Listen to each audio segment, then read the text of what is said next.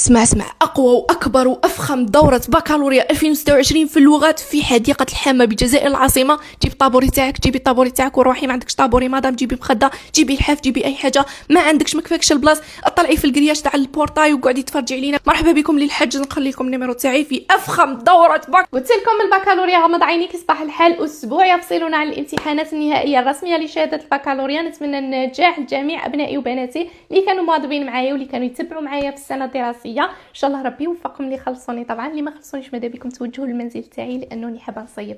خلاص كملنا جميع الحصص الاضافيه والمراجعات، اتوجهوا للمنزل تاعي. نتمنى لكم التوفيق. استاذه قزه تتمنى لجميع الابناء تاعها ان شاء الله بالنجاح والتوفيق. شاشه الشيره، جيبوا لي ورقه وستيلو وروحوا نعطيكم اقوى مقترحات لي باك فلسفه 2026. تعرفوني استاذه زرقاء. شوفوا لما طاحش مقترح من هذه المقترحات مكياجي نقلبه رجعه اقدر. تعرفوني كل عام نعطيكم مقترحات يطيح واحد منهم تبعي معايا. عندك الحريه والمسؤوليه، البيولوجيا بيان سور، الدال والمدلول، والعنف والتسامح. الا ما طاحش واحد من هذو ما تسمينيش استاذه زرقاء. واش نديرو كمقبلين على الشهاده؟ طبعا يا ابنائي ويا بناتي حذاري حذاري يا اخواني واخواتي من المراجعه الشديده في هذا الاسبوع، لانه الخزان المعلوماتي راح يتخلط وما يتسناش للعقل باش يرتب المعلومات اللي عنده. تسالني انت كتلميذ تقول لي يا استاذ يا استاذ، يعني هل في امل طوال السنه ما قريتش، يعني ما حليتش كراس ما حليتش كتاب، هل في امل؟ طبعا يوجد فاتحه ولكن يوجد امل.